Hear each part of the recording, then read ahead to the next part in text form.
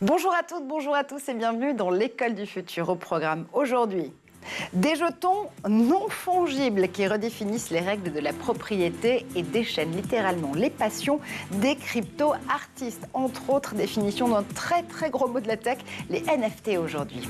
Il a une idée derrière la tech, c'est Gaël Musquet. Et Gaël, aujourd'hui on va entrer avec toi dans la guerre des machines volantes. C'est un peu Game of Thrones avec toi. Oui, complètement. On va parler d'Art du Pilote, une suite logicielle à la base d'Hobbyist, qui est devenue vraiment une des pierres angulaires aujourd'hui des drones, et pas que des drones qui volent. Oula, ça me fait peur. Et dans notre talk, on célèbre, une décennie d'évolution de l'économie numérique. 2012-2022, des années qui ont permis à la France et à l'Europe de structurer son tissu de start-up et de scale-up. On va se demander comment ne pas rater les 10 prochaines années pour construire un numérique plus inclusif, éthique, éco-responsable. À quoi les établissements aussi du numérique devront-ils ressembler d'ici là pour répondre aux évolutions du secteur comme de la société? Pour en débattre, Maya Noël est à mes côtés. Vous êtes la directrice générale de France Digital, l'association des startups et des scale-up françaises qui fête les 10 ans aujourd'hui. Joyeux anniversaire. Merci. Et en duplex avec nous également Rémi Ferrand, délégué général de talent du numérique, au pluriel pour les talents. Vous avez des chiffres et des solutions pour répondre justement à cette course littérale. Bonjour à vous. Merci, bonjour. Mais d'abord, focus.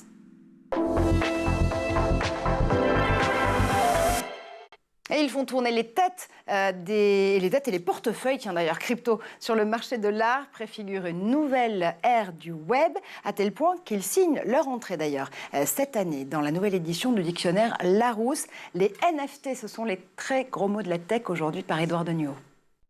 Vous rêvez d'acheter le tweet d'une de vos idoles, de posséder un morceau d'une fresque numérisée, de collectionner ou revendre des cartes de joueurs de foot en ligne ou des objets virtuels dans un métavers, alors vous allez adorer les NFT.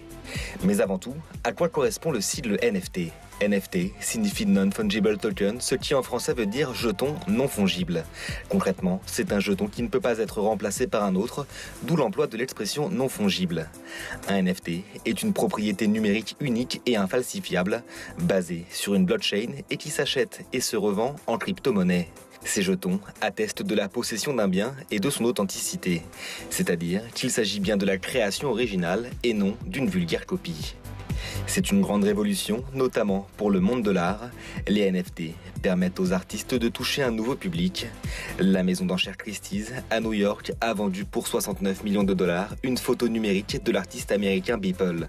L'acheteur de cette œuvre, intitulée Everyday, a payé une telle somme pour pouvoir revendiquer sa possession.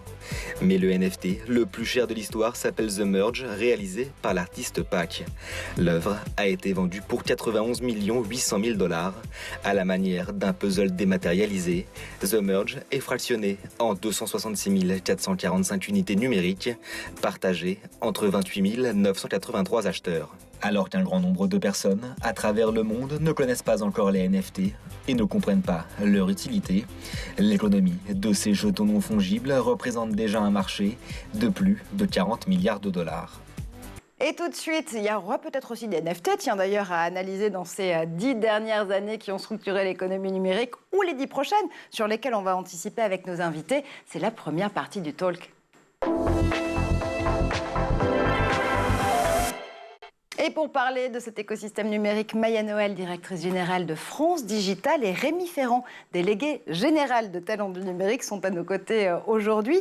Maya, France Digital, c'est justement l'association qui fête aujourd'hui ses 10 ans, qui regroupe 2000 startups et scale-up et investisseuses également, de l'écosystème numérique français. Ces 10 dernières années, vous les avez vues évoluer comment ? Très rapidement ? Alors moi, pour travailler dans le secteur depuis 10 ans, j'ai l'impression que c'est passé en 2 secondes, mais effectivement, il s'est passé beaucoup de choses, ça a beaucoup évolué, beaucoup changé. Ce qu'on peut voir déjà aujourd'hui, c'est que on est sur un plateau comme celui-ci, où on parle de tech, on parle de start-up, on parle de numérique, qui plus est à un public assez jeune. Et je pense que c'est un peu ça, la force de ce qui s'est passé ces 10 dernières années, c'est qu'on a vu un effet de démocratisation et de meilleure compréhension de ce que sont les start-up et de quelles sont leurs mécaniques. Et c'est vraiment ça qu'on observe, et c'est aussi ce que perçoivent les start-up. Donc nous, on a sorti un baromètre la semaine dernière pour un peu donner une photographie de ce qui se passe à l'heure actuelle. Et on a profité de nos 10 ans pour poser un peu une question sur qu'est-ce que vous avez vu évoluer depuis 10 ans et quels sont encore les défis auxquels vous allez être confrontés sur les 10 dernières années? Et la réponse? Alors, ce qui est intéressant, c'est que première réponse, aujourd'hui, c'est plus facile de se financer. C'était un peu un des gros enjeux il y a 10 ans, c'était de trouver des fonds pour se lancer en tant que start-up, parce que ça fait partie de la mécanique d'une start-up de pouvoir financer la R&D, la recherche et le développement. Absolument. Donc, il faut trouver des investisseurs. C'est d'ailleurs comme ça que s'est fondée France Digital. On est la seule association à représenter à la fois start-up et investisseurs, et on trouve ça très important pour que les deux puissent communiquer. Et trouver un terrain d'entente. Tout à fait. Il faut que la mécanique se crée, que l'écosystème se développe, que les rencontres se fassent. Et tout ça, le rôle de France Digital, c'était aussi d'ouvrir un canal de communication avec les décideurs publics pour qu'en fait, il y ait aussi une volonté politique d'aller chercher des capitaux pour injecter dans ces startups-là, à la fois au niveau de la France, mais aussi à l'international. Et donc voilà, tout ça, c'est quelque chose qui s'est mis en place sur les 10 dernières années progressivement. Et donc voilà, c'est un des premiers bilans. Aujourd'hui, il est plus facile de lever. Ouais. Ça reste toujours un enjeu. Et puis l'argent, ça reste le nerf de la guerre, notamment quand on veut pouvoir justement constituer, faire croître, faire grandir ces entreprises du numérique. C'est le nerf de la guerre, mais pas que. Je pense qu'on y reviendra après, mais je pense que le vrai nerf de la guerre, c'est peut-être les talents. Absolument. Mais oui, l'argent. Et puis, en fait, dans cette création d'écosystème, aujourd'hui, les entrepreneurs sont assez satisfaits du fait qu'il y a de plus en plus de structures pour les accompagner. Aujourd'hui, on ne lance pas sa société tout seul. Il y a des incubateurs, il y a des start-up studios, des accélérateurs. Donc voilà, il y a le fait que tout ça se soit harmonisé et on ne se sent plus seul. Et je pense que l'autre point qui est très important et qui surtout est important pour les jeunes, c'est qu'on a vu aussi émerger ces 10 dernières années des figures un peu modèles, des serial entrepreneurs, des acteurs qui ont réussi. Et entrepreneuses. Et entrepreneuses, bien sûr. Et entrepreneurs-heureux. Entrepreneurs-heureux. Et investisseurs-heureux. Dont j'ai fait partie à une époque. Absolument. C'est très important de dire qu'il y a aussi des femmes qui montent des entreprises et de plus en plus. Pas suffisamment vite, ça c'est un des autres chiffres qu'on a eu. Aujourd'hui, il y a 14% de femmes CEO. C'est plus que l'année dernière, mais c'est très peu. Ça reste peu. Et donc j'encourage vivement toutes les femmes qui souhaitent lancer leur projet à le faire. Il nous manque de femmes. Non mais voilà, c'est ça qui est assez intéressant, c'est que aujourd'hui, on voit des étudiants sortir d'école avec l'envie de monter un projet, de monter une start-up. Et une start-up, pas simplement une entreprise à l'échelle française, des startups internationales avec des vraies ambitions de conquérir le monde et de créer des projets qui vont transformer les usages à la fois à l'échelle de la France mais aussi à l'international. Et ça, je pense que c'est le véritable changement ces 10 dernières années, cette espèce d'état d'esprit où on se dit que c'est possible et on a réussi à créer cette fameuse ambition collective de créer des champions. C'est l'image avant tout qui a changé. On va revenir dans un instant. On fait quasiment une mi-temps un peu tôt dans l'émission, mais on viendra après justement aux enjeux qui ont été identifiés par les membres de France Digital pour les 10 ans à venir. Mais Rémi, justement, je voulais vous retourner cette question parce qu'on le voit avec Maya, avec la façon dont les startups et scale-up et investisseurs, investisseuses de France Digital analysent cette décennie qui vient de s'écouler. C'est en effet la décennie où tout a changé pour l'image même de l'économie numérique. C'est un écosystème qui est devenu attractif pour les talents qui voudraient y bâtir une carrière.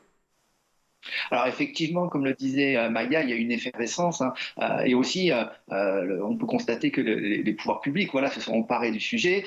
Donc effectivement, il y a France Digital, il y a le phénomène start-up, il y a le phénomène French Tech et finalement c'est l'ensemble de l'écosystème, de la start-up jusqu'au grand groupe en passant par les TPE, PME et ETI qui se sont mobilisés aussi pour se faire connaître et notamment se faire connaître puisqu'on avait un déficit d'attractivité vis-à-vis des jeunes et des moins jeunes et comme on va certainement revenir sur ce sujet-là, mais il y a la thématique des talents, du recrutement et donc plus globalement de l'attractivité qui reste quand même en suspens.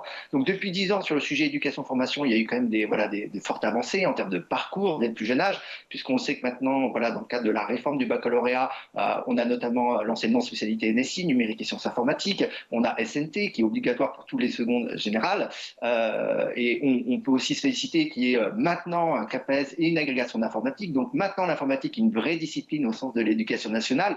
Après, on peut regretter qu'on ait mis, qu'on ait attendu 2022 pour avoir cette agrégation. Mais en tous les cas, c'était aussi un effort global de l'écosystème pour obtenir finalement ce parcours dès le plus jeune âge dans le numérique.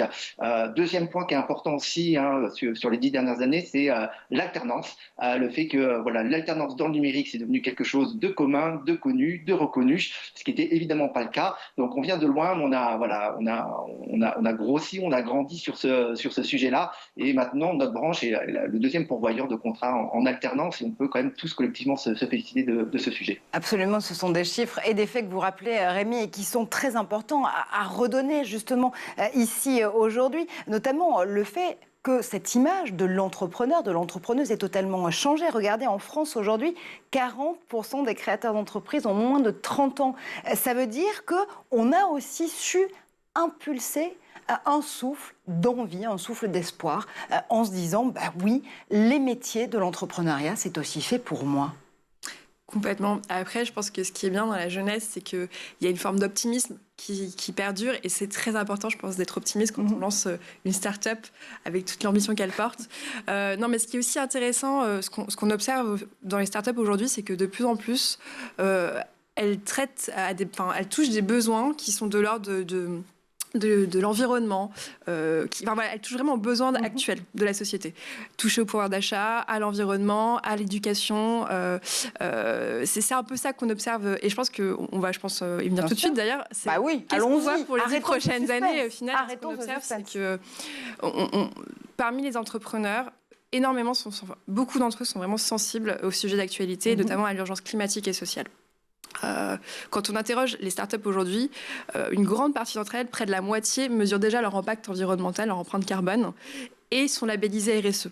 Et c'est ça qui est assez intéressant, c'est que, en fait, pour pouvoir créer des entreprises impact by design, c'est-à-dire des entreprises dont le modèle va vraiment, dont le cœur et la mission est vraiment de répondre à l'enjeu climatique. À la fois en tant que cœur de métier, que produits et solutions à apporter. Tout à fait.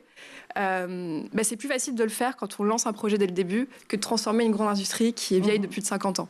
Et donc c'est ça qui est un peu sympa dans les projets qu'on voit émerger, c'est qu'ils vont apporter des solutions et ils vont prendre dès le départ dans leur organisation cette forme de responsabilité. Et donc ce qu'on voit émerger pour les années à venir, c'est vraiment cette forme d'entrepreneuriat, oui, mais d'entrepreneuriat responsable. Avec vraiment du sens, Rémi, c'est surtout ça aussi qui change aujourd'hui, parce que dans la décennie qu'on est en train justement d'aborder, on ne peut plus créer de la richesse économique sans faire sens justement pour l'écologie, pour faire progresser aussi des sujets de société. C'est vraiment ça la différence pour les 10 prochaines années à garder en tête.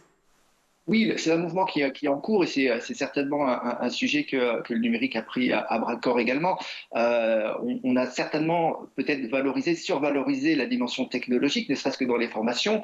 Or, on sait très bien que les futurs diplômés auront certes besoin de compétences scientifiques, technologiques avérées, mais il va falloir aussi qu'ils développent ce qu'on appelle des soft skills, donc des compétences comportementales, pour des compétences d'agilité, une certaine forme de pluridisciplinarité, mais aussi intégrer dans la conception même de leurs solutions ou outils informatiques, des dimensions éthiques, des dimensions de l'ordre de l'empreinte environnementale, puisque c'est ce qui est attendu par la société, ce qui est attendu notamment par les jeunes, et ce qui rendra globalement aussi attractif le numérique vis-à-vis de ce public-là. Donc c'est une dimension qu'il faut avoir bien en tête. C'est ça le maître mot pour les 10 ans à venir, Gaëlle, se dire que l'économie numérique dans laquelle on a envie d'entrer, elle est éthique, elle est éco-responsable, elle est inclusive, elle essaie finalement, si je veux dire en un sens, de pallier au trou dans la raquette qu'on a vu aussi émerger sur les 10 dernières années. Elle essaie de se rattraper un petit peu en quelque sorte. Elle n'a pas le choix aussi. Ce qu'il faut garder en tête, c'est qu'on sort quand même de 2 ans de pandémie. Et voilà, j'espère que du bois, voilà. On a des pénuries de composants, on a des pénuries d'approvisionnement en matières premières, en énergie, et donc cette industrie numérique n'a aujourd'hui pas le choix aujourd'hui de se transformer, de répondre aux impératifs climatiques, environnementaux, tout ce qu'on peut mettre évidemment dans ces thématiques-là. Moi, pour y avoir assisté pareil au France Digital Day à plusieurs reprises, c'est qu'on a effectivement depuis 10 ans vu émerger aussi des tiers-lieux où ces communautés se parlent, où elles sont en contact, et il y a une très forte porosité avec la société. On parlait d'espaces de coworking, la cantine, qui était un des premiers lieux où j'ai pu travailler sur ces sujets-là. Gaëlle est vétéran. Un petit vétéran. J'ai oublié de le dire aussi d'ailleurs. Et du coup, c'était intéressant de voir un peu ces rencontres entre ces étudiants, ces professionnels, ces services aussi de l'État qui revenaient dans ces lieux, pour justement avoir un peu de porosité. On a vu naître des structures comme Etalab, l'État qui essaie de s'adapter à ce rythme de la société civile, mais aussi de l'industrie numérique. Et effectivement, les 10 prochaines années, on va voir, je l'espère, ces préoccupations accélérées, compte tenu des enjeux. On sort aussi d'un été compliqué du point de vue climatique. Et donc, ce qui va être intéressant, c'est de voir vraiment comment ce numérique, que l'on dit souvent agile, va pouvoir vraiment être encore plus en prise avec ses préoccupations et ses urgences énergétiques et climatiques. Et montrer qu'il peut être résilient et adaptable aussi, s'adapter aux conditions économiques, aux conditions aussi sociales dans lesquelles il est littéralement impliqué et imbriqué. Une start-up n'échappe pas à la réalité économique comme une autre entreprise. C'est la même, on est tous logés à la même enseigne. Mais ce qui est effectivement intéressant, et c'est ce que j'essayais de dire précédemment, c'est que non seulement on a des entreprises qui comprennent qu'elles ont un devoir, un devoir de responsabilité vis-à-vis du climat, vis-à-vis de la société, comme toutes les autres entreprises. Et donc, il y a un devoir de travailler en interne pour réduire son empreinte carbone, pour être plus inclusif. Mais ce qui est intéressant dans les startups, c'est qu'elles-mêmes vont pouvoir être la solution à ces problématiques-là. Et c'est ce qu'on voit émerger. Donc, tout à l'heure, je parlais de l'éducation. L'accès à l'éducation, c'est grâce au numérique aujourd'hui qu'on peut faire des formations à distance. L'accès à la santé, aujourd'hui, et je pense qu'on l'a pas mal vu pendant la pandémie, justement, l'accès à la téléconsultation, c'est grâce au numérique. On a des sociétés... Enfin, il y a eu un gros sujet pouvoir d'achat aussi. C'est un vrai problème de société. Aujourd'hui, la pauvreté, il y a des services du numérique qui permettent d'accéder à certains services beaucoup moins chers. Je pense à un Ornicar, par exemple, qui permet de passer son permis de conduire pour en moyenne 30% moins cher. Je pense à des Blablacar qui sont créés aussi pour pouvoir payer son transport moins cher. Et ce qui est un peu formidable dans le dernier exemple de Blablacar, c'est que c'est pouvoir payer moins cher tout en réduisant son empreinte carbone. Donc c'est ça qui est intéressant à voir, c'est la création de ces nouvelles entreprises qui sont plus des petites entreprises, mais des entreprises qui aujourd'hui touchent tous les Français, en fait. Je pense qu'il y avait une étude qui disait qu'aujourd'hui, un quart des Français utilisent quasiment quotidiennement un service issu des startups. Moi, j'en utilise plusieurs, personnellement. Parce que vous êtes la parfaite ambassadrice de ça, je le savais. Et c'est ça qui est assez puissant, c'est de se dire que, voilà, on est parti d'un écosystème où il y a 10 ans, citer le nom d'une startup, c'était compliqué. Aujourd'hui, on a tous des applications qui nous servent quasiment quotidiennement et qui viennent de start-up et qui peut être de start-up françaises et pas simplement de start-up américaines. Françaises et aussi européennes, parce que ça, l'échelon européen, c'est aussi fondamental aujourd'hui. On l'a vu se structurer aussi ces 10 dernières années. Alors, parfois avec un petit peu de caricature aussi. Les États-Unis qui ne cessent d'innover. L'Asie, son innovation réduite souvent à la Chine, qui est plutôt là pour bloquer, et puis l'Europe au milieu qui est là pour réguler. Cette régulation européenne, elle a aussi su s'adapter, elle a aussi su créer les conditions favorables d'une compétition entre les technologies de tous les continents, et le fait de se dire qu'on pouvait aussi pousser ces entreprises, ces startups, ces scale-up en Europe. Les 10 prochaines années, du point de vue de la régulation, vous en entendez quoi, Maya, Rémi, Gaël? Vous vous dites que c'est aussi une régulation qui peut nous aider à porter ces valeurs. Oui, on crée de la richesse économique, mais on crée avant tout de la richesse aussi sociétale et environnementale. C'est vrai qu'on a un peu été moqués parce qu'on se disait, en fait, on se met nos propres barrières à l'innovation. Ce qui parfois est un peu le cas. Et donc, je pense qu'il y a un véritable enjeu, justement, à continuer de dialoguer au niveau européen pour que ces garde-fous, quelque part, qu'on se met, parce que c'est important, au final, de se réguler. Avant, on se moquait de la RGPD, donc c'est un gros mot, je ne sais pas si tout le monde le connaît autour de la table. Règlement général sur la protection des données de mai 2000, règlement personnel absolument de mai 2018 et qui est en train d'être upgradé au fur et à mesure et qui inspire notamment des régulations américaines. On en a parlé il y a quelques jours dans cette émission. Très bien dit, ça inspire les États-Unis. On se moquait de nous au début parce que c'est très contraignant, mais en fait c'est un formidable garde-fou. Et donc on attend aussi de la régulation de pouvoir en fait inciter les entrepreneurs, les entreprises à être beaucoup plus responsables, à ne pas dépasser certaines limites, mais il faut aussi pouvoir faire en sorte que ces limites ne nous bloquent pas nous-mêmes dans notre innovation. Donc c'est tout l'enjeu effectivement des prochaines années, pouvoir faire perdurer ce dialogue. Et au-delà de ça, nous, ce qu'on attend de l'Europe, c'est d'arriver à un marché plus harmonisé. Parce qu'en fait, le vrai calvaire pour une entreprise qui se lance en France et décide de s'attaquer à tout le marché européen, c'est qu'en fait, elle fait face à 27 administrations différentes. Et donc, c'est à chaque fois une barrière supplémentaire pour attaquer un marché, là où, par exemple, vous allez aux États-Unis, 350 millions de consommateurs sur un seul continent avec plus ou moins les mêmes règles. Donc voilà, c'est aussi ça, et ça fait partie d'ailleurs, je vous parlais de l'étude qu'on a sortie la semaine dernière avec Ernst & Young, ça reste un des principaux sujets pour les startups, Mais le numéro 1, ça reste les talents. Absolument. Comment est-ce qu'on va faire pour pouvoir attirer suffisamment de talents qui permettront aux entreprises de se développer? Alors, on va y revenir très largement dans la deuxième partie de cette émission. Je voulais juste donner une dernière fois la parole pour la première partie du talk à Rémi, notamment sur la question de l'Europe. L'Europe, justement, en matière de régulation, pour favoriser ces talents, vous en attendez quoi sur les 10 prochaines années? Alors, déjà, qu'il y ait une vraie politique en matière d'attractivité, en matière de talent au niveau européen. Il y a des programmes qui existent, mais qui ne sont pas du tout à la hauteur, finalement, de l'enjeu. Et comme le dit très bien Maya, c'est le premier problème des entrepreneurs du numérique et des entreprises du numérique, c'est le recrutement. Et donc, il faut que collectivement, au niveau français, au niveau européen, qu'on se saisisse de ce sujet-là, puisqu'on peut faire tous les plans de relance, les plans d'intelligence artificielle ou autres que l'on veut. S'il n'y a pas les talents derrière pour les mener, pour les porter à bien, on n'y arrivera pas tout simplement. Donc c'est une prise de conscience et aussi voilà, une ambition dans ce domaine-là qu'on attend de l'Europe. On continue à parler de ces ambitions pour la prochaine décennie de l'économie numérique. Ces talents, où les trouver? Comment justement se préparer au métier du futur? On y revient dans un instant, mais d'abord on fait un tour du côté de la planète tech. C'est étonnant. Zaptech toujours, mais avec Édouard Deniau.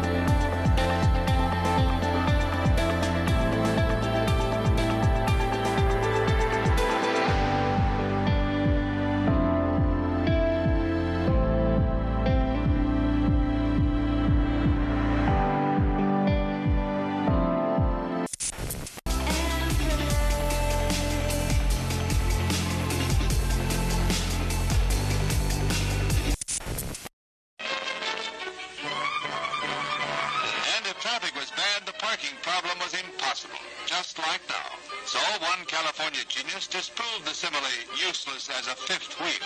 His fifth wheel aimed sideways, and with it you could sneak into the tightest hole. Better than power steering? Well, somehow it never caught on. Why not? We'll never know. That's ancient history.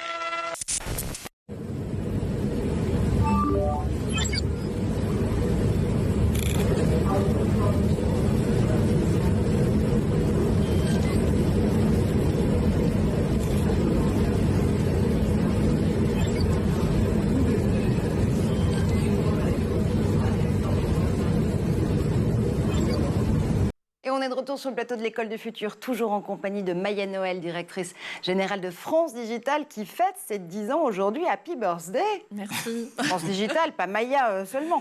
Rémi Ferrand, oui quand même. Rémi Ferrand, délégué général de Talent du numérique, qui nous attend depuis Nantes justement, et qui là aussi met en avant des études très intéressantes cette année pour cette rentrée 2022 sur toute l'orientation, les emplois et les formations à venir pour cet écosystème. On est aussi toujours en compagnie de Gaël Musquet, et ça tombe bien parce que Gaël a forcément une idée à nous partager.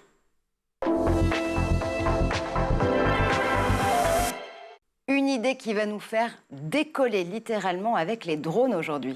Tout à fait, on les entend bourdonner un peu au-dessus de nos têtes, alors pour s'amuser, pour prendre des photos, pour surveiller des sites sensibles, rechercher des personnes disparues. Les drones sont vraiment devenus des outils professionnels, des grandes startups aujourd'hui comme Parrot ou DJI qui se sont lancés dans la production, la fabrication et la commercialisation de ces machines volantes, mais ce ne sont pas que des machines volantes, ce sont aussi des bateaux, ce sont aussi des sous-marins, des véhicules terrestres qui rendent aussi fièrement évidemment de missions d'intérêt général que leurs congénères volants. Et depuis 2009, des hobbyistes, des modélistes ont décidé de créer une suite de logiciels, mais aussi de matériel qui permettent à ces machines de rendre des services dans tous les scénarios possibles et qui s'appelle Ardu Pilote, de ce nom de ce projet italien Arduino, dont on a parlé déjà sur ce plateau, et évidemment pilote pour pilote automatique. Ok, c'était en réalité très simple, che s'appellent Ardu Pilote, mais quel est concrètement leur rôle? Je ne sais pas le dire en kazakh pour le coup. En fait, le rôle d'Ardu Pilote, comme pour les systèmes d'exploitation, c'est de relier les différentes parties du drone, ses moteurs. Ça va être aussi sa batterie, gérer évidemment l'énergie, gérer les capteurs, les caméras, les systèmes de prélèvement ou lâcher des objets à des endroits bien précis. Bref, il faut à la fois contrôler ces drones, mais aussi planifier les missions avant de les lâcher dans la nature. Donc il faut bien définir les zones où ces drones vont évoluer, les itinéraires qu'ils vont devoir parcourir, pour pouvoir évidemment bien assurer la mission. Une fois que la mission est terminée, qu'on récupère l'ensemble des données. Ça peut être des photos, si on fait évidemment des prises de vue. Ça peut être aussi des prélèvements biologiques qu'on a dans le domaine naturel, sur des zones qui peuvent être dangereuses ou inaccessibles pour l'homme. Bref, Ardu Pilote va coordonner un peu tous ces objets, à la fois le drone en lui-même, sa zone d'évolution, sa mission, mais aussi la collecte et l'archivage des données de mission. Absolument. Alors pourquoi est-ce que ces logiciels en particulier ont tellement de succès?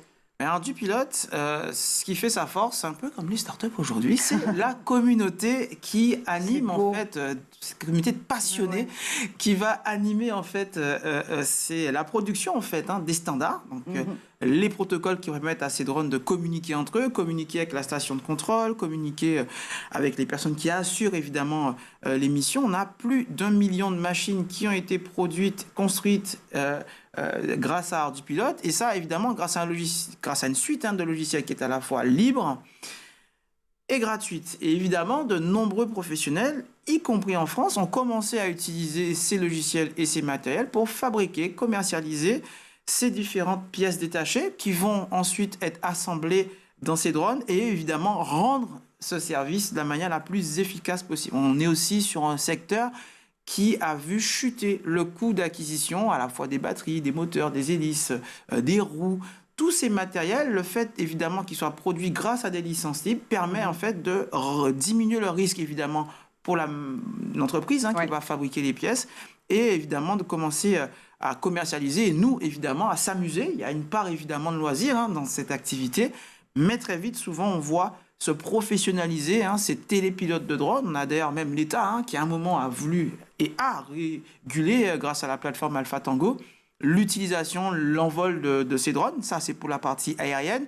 Sur la partie maritime, fluviale et terrestre, on a encore tout un champ d'expérimentation et de législation qui permet, en fait, heureusement pour l'instant, d'innover, mais on a été rattrapé, comme je le disais tout à l'heure, par la patrouille en matière de régulation. On a les mêmes références, c'est terrible dans cette émission. Européenne.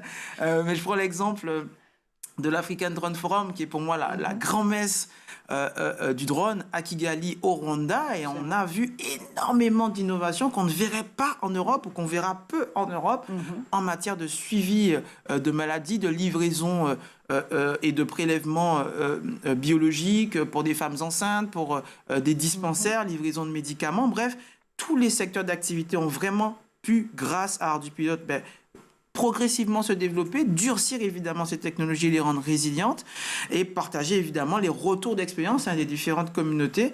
Et donc comme GNU Linux ou des projets comme OpenStreetMap, comme Wikipédia qu'on a pu évoquer ici, ce sont vraiment des femmes et des hommes passionnés qui font vivre en fait ces matériels et ces logiciels dans le temps et qui nous permettront évidemment d'avoir encore, je l'espère, sur ces 10 prochaines années, énormément d'innovations. Bon, absolument, évidemment. Puis on les suivra avec toi, surtout, comme toujours. On rappelle que le Rwanda, d'ailleurs, c'est le pays qui a voulu s'illustrer comme le premier, et Kigali en l'occurrence comme la première capitale à se doter d'un drone port qui puisse justement recevoir un aéroport pour drones, tous les drones dans toutes leurs applications et pouvoir devenir un des leaders, en tout cas, de l'innovation sur ces sujets. Merci infiniment, Gaëlle. On continue à parler de cette communauté, comme tu le disais, ce sens justement de la communauté dans l'économie numérique. Et cette fois-ci, on va axer ces 10 prochaines années sur la course aux talents, comment faire pour mieux les former, mieux les identifier et puis surtout leur permettre de nous aider à porter cet écosystème plus éco-responsable, éthique et inclusif. C'est la deuxième partie du talk.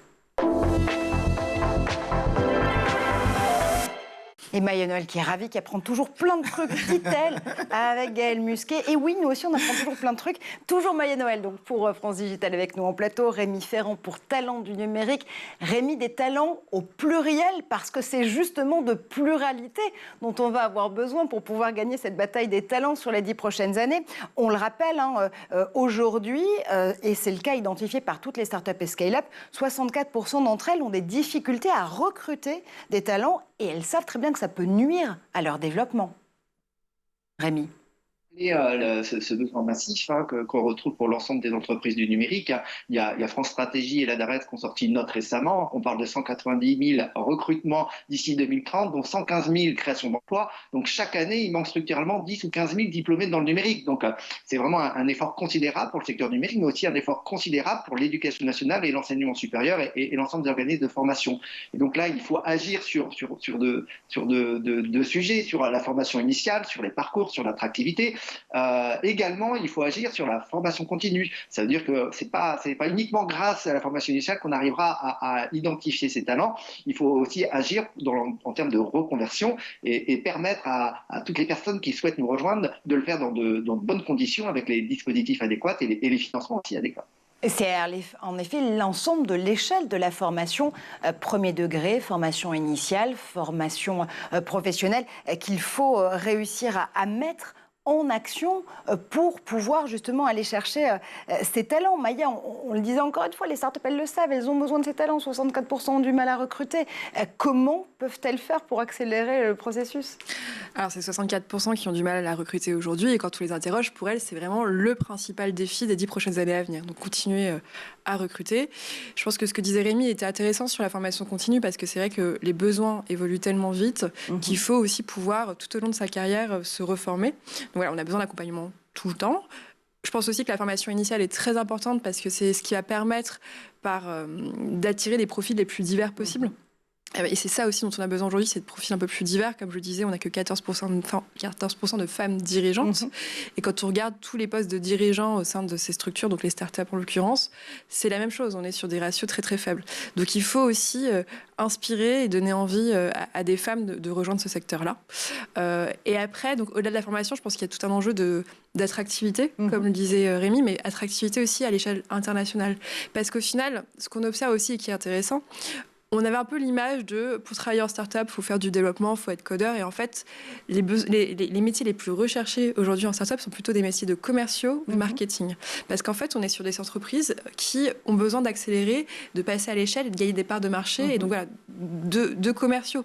Et donc en fait, ça concerne plein de formations et pas simplement les formations de développeurs. Oui, c'est pas forcément parce qu'on parle de l'écosystème numérique qu'on est sur des professions très tech. Pour le coup, des corps de métier très tech, on a besoin justement d'aller chercher ces talents sur tous les secteurs. Tous les métiers, différents secteurs. Et quand je parlais d'attractivité de la France et du secteur du numérique, c'est aussi auprès de profils qui ont pu travailler dans des grands groupes ou qui ont pu travailler à l'étranger, parce que ça, c'est des compétences qui sont très intéressantes. En fait, aujourd'hui, une entreprise comme une start-up, en fait, avec une grosse phase de croissance, passer de 100 à 1000 employés, et ce passage à l'échelle, il faut l'avoir expérimenté pour pouvoir le réaliser.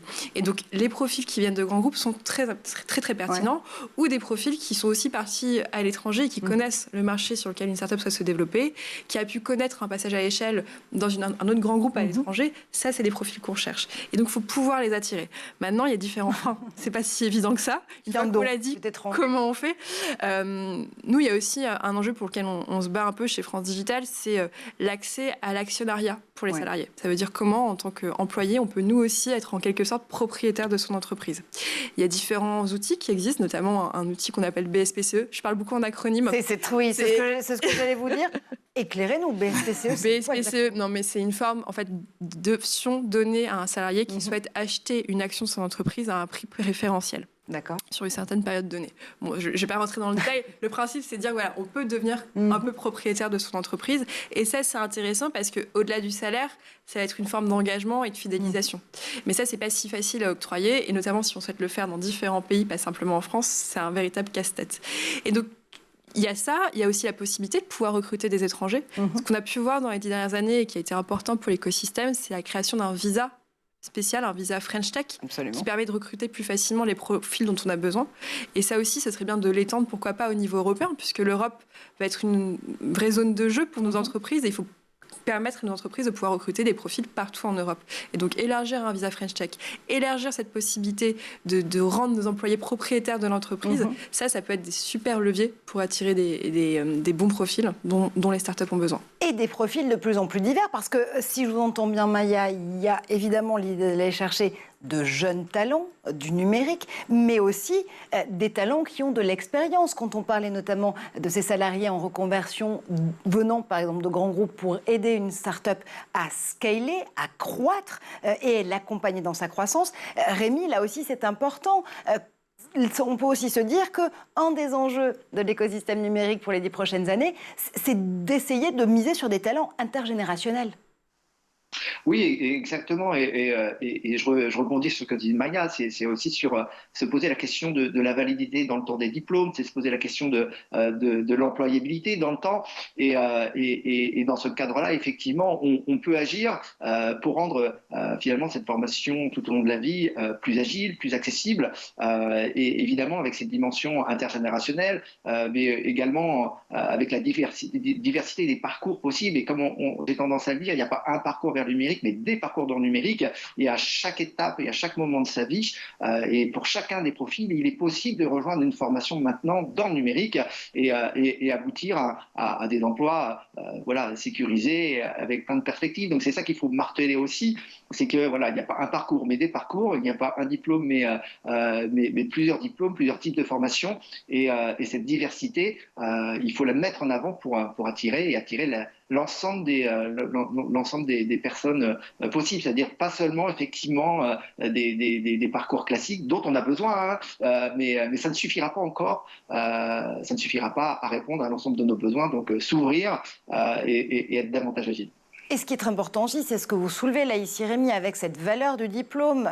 Comment est-ce qu'on peut se dire, encore une fois, avec une des statistiques qu'on préfère dans cette émission, 80% des métiers de 2030 sont encore en cours de création.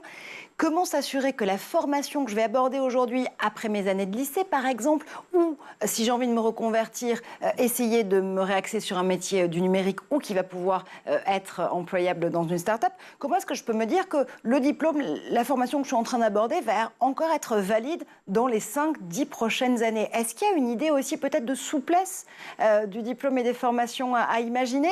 On recevait sur ce plateau, sur la première saison de l'École du Futur, notamment une école très intéressante qui s'appelle Haven City, qui mise sur l'éthique, sur le business et également sur l'éthique de la technologie et de l'intelligence artificielle, qui a inventé un diplôme sur blockchain. L'idée, c'est de se dire que pendant 10 ans, après la sortie de l'école, on va pouvoir continuer à emmagasiner des savoirs, les mettre sur cette blockchain et pouvoir, comme ça, upgrader au fur et à mesure son diplôme et sa formation. Est-ce que c'est ça, justement, le futur de l'emploi et des formations et de l'orientation dans le secteur du numérique, Maya? Le fait de se dire qu'à tout moment, on peut revalider des acquis, on peut se remettre à apprendre et encore une fois, que ces technologies, cette économie, elle est en perpétuelle évolution.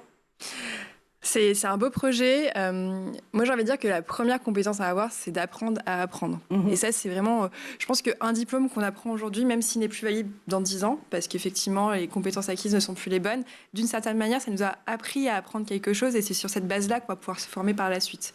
C'est vrai que je mettais en avant la nécessité de l'apprentissage continu. Je pense que l'enseignement, moi, je continue à me former et je pense que c'est ça dont on a besoin si on veut pouvoir être toujours un peu à la pointe, avoir cette capacité-là. Et donc, oui, plus de flexibilité dans la manière de créer des formations, c'est important. Et c'est un de nos enjeux aujourd'hui, c'est que pour être homologué, en fait, le parcours est tellement compliqué et tellement long qu'une formation qu'on décide de créer aujourd'hui peut peut-être être débloquée dans un an et être obsolète déjà. Donc il faut effectivement apporter plus de flexibilité et je pense que cette idée de revalidation continue des diplômes est une très bonne idée. Gaël, c'est une idée que tu achètes ? C'est déjà le présent. Hein. Je donne souvent aux étudiants que j'ai l'occasion d'accueillir. Notamment en cybersécurité. En cyber, c'est que mon père n'a connu qu'une seule entreprise. Il a travaillé 43 ans dans une seule entreprise. La génération d'après, donc ma génération... Tu as déjà connu 43 entreprises en 9 ans. J'en ai une dizaine déjà et je n'ai que 42 ans. Donc c'est expliquer aussi que c'est déjà le cas aujourd'hui, surtout sur nos filières numériques. Il y a une dizaine, quinzaine d'années, une vingtaine d'années, on avait besoin que d'un webmaster dans une entreprise pour pouvoir gérer un site web. Aujourd'hui, c'est plus le cas. On a besoin d'un administrateur réseau système, on a besoin d'une community ou d'un community manager. Enfin bref, on voit que ces métiers ont certes évolué. J'attire quand même un petit point de vigilance, c'est que contrairement à d'autres filières, on a souvent tendance à ne pas donner de socle, malheureusement, et donc de tout le temps réinventer la roue, nouveaux langages, nouveaux protocoles, nouvelles technologies. Là où d'autres secteurs, la danse, l'architecture, ont ce socle commun historique, et donc très important aussi, on l'a fait là, on l'a rappelé rapidement avec la cantine, mais que l'on se souvienne aussi des choix et des arbitrages qui ont été faits sur ces technologies, ce qu'elles ont induit comme opportunité, mais aussi comme vulnérabilité, pour qu'on puisse construire évidemment ces formations, mais aussi ces systèmes d'information à la hauteur des enjeux qui nous attendent. Donc si je t'entends bien, c'est mieux se rappeler de son passé, du passé de l'écosystème tech, pour mieux justement aller vers ce futur et le construire, Maya. Quelque part, les métiers qui existent aujourd'hui ne sont pas non plus des métiers sortis du chapeau. Il y a aussi la plupart d'entre eux qui sont des métiers plus classiques, comme on a l'habitude de les voir à l'école, qui ont juste en fait une surcouche un peu qui d'ailleurs elle est propre à un secteur, mais parfois elle est même propre à une entreprise. En fait, il y a des entreprises qui ont des besoins spécifiques et uniques qu'on apprend au sein même de l'entreprise. Donc c'est pour ça qu'effectivement, je pense qu'un socle commun, c'est important sur différents métiers, avec juste cette volonté, quelque part, de s'upskiller, d'apporter ce vernis supplémentaire qui va faire qu'on correspond aux besoins du marché actuel. Absolument. Rémi, justement, c'est intéressant parce que ça nous ramène aussi aux politiques publiques d'orientation et au travail que l'éducation nationale peut mener, notamment avec les professionnels du numérique et ceux et celles qui forment ces talents.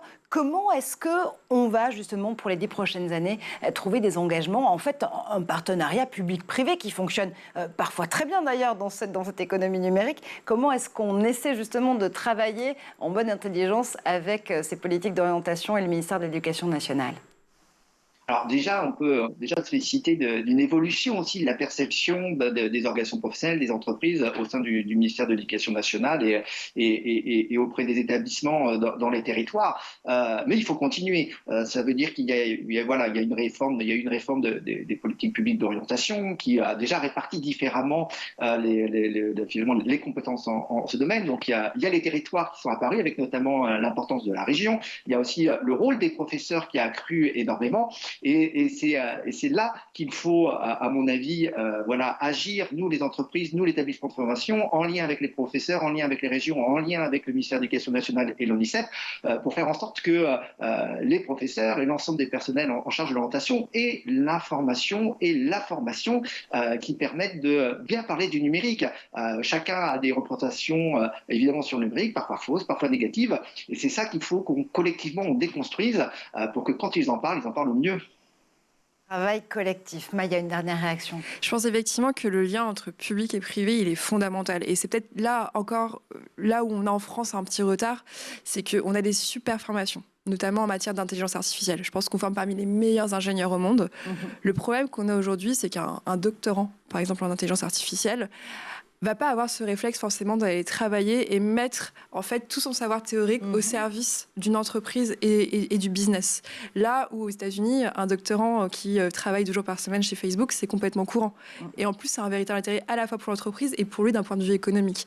Donc en fait, il y a aussi ce travail un peu d'éducation, de rendre normal en fait le fait que tout notre savoir théorique, on peut l'appliquer dans le monde de l'entreprise. Et cette collaboration public-privé, bien évidemment, à chaque étape. Merci infiniment, Maya Noël, d'avoir fait un tour sur le plateau de l'École du Futur. Joyeux anniversaire encore une fois à France Digital. Merci Rémi d'avoir été avec nous depuis Nantes pour Talents du numérique, des talents au pluriel, on l'a vu avec vous. Merci comme toujours à Gaël Musquet pour ses idées et pas que derrière la tech. Et on se retrouve nous très vite pour un prochain épisode de l'École du Futur.